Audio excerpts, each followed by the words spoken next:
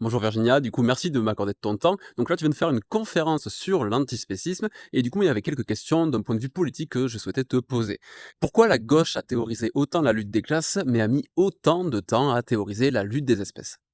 Je pense que dans les luttes sociales de gauche, il y a une volonté aussi de se distancier du statut des animaux qui a souvent été utilisé comme, prétexte d'oppression.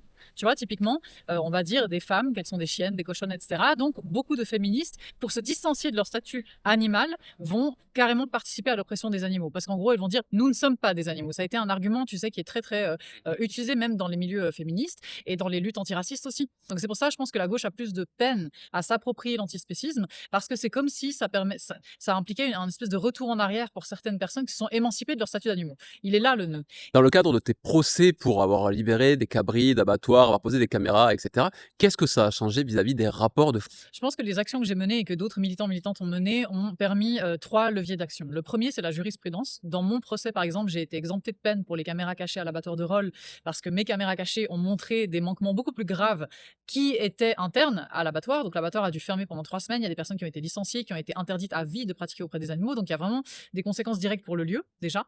Deuxième chose, c'est que ces actions, elles ont permis d'implémenter un débat public qui était inexistant, il faut le dire, hein. On ne parlait pas de cause animale dans les médias. Ces actions de désobéissance civile ont permis de forcer ce débat-là et de le démocratiser. Et troisième chose, mais ça vaut pour la Suisse et pas encore pour la France malheureusement, c'est qu'en Suisse, ces actions, elles ont permis le débat public, comme je l'ai dit, et ce débat public a forcé le monde politique aussi à s'emparer de la question du bien-être animal. Et donc, il y a des mesures politiques qui ont été édictées à partir de ces actions aussi, même si les politiciens vont jamais dire que c'est grâce aux assos, évidemment, hein, mais c'est quand même grâce aux assos. La loi agricole de 2030 en Suisse, elle vise la végétalisation de l'agriculture et de l'alimentation. C'est un truc qu'on n'aurait pas pensé voir de notre vivant. Et du coup, tu parlais de politique. Est-ce que les politiques t'ont soutenu dans ces actions militantes que tu as effectuées à ce moment-là, dans ton procès et dans toutes les actions qui ont pu suivre? Alors non, à l'époque, j'étais vraiment, la paria, des bouchers, des éleveurs, mais du monde politique aussi, hein. Vraiment, j'étais détestée par le monde politique. Mais il se trouve que 10 ans plus tard, il y a des groupes politiques qui viennent faire des visites, au sanctuaire. Aujourd'hui, ma posture, elle a changé grâce au sanctuaire, grâce à l'accompagnement des éleveurs et des éleveuses en reconversion. Et aujourd'hui, moi, mais d'autres assos ont gagné en crédibilité parce que dans le débat public, c'est devenu un sujet de société. Est-ce qu'un parti de gauche sans antispécisme peut être considéré comme cohérent avec lui-même? Non.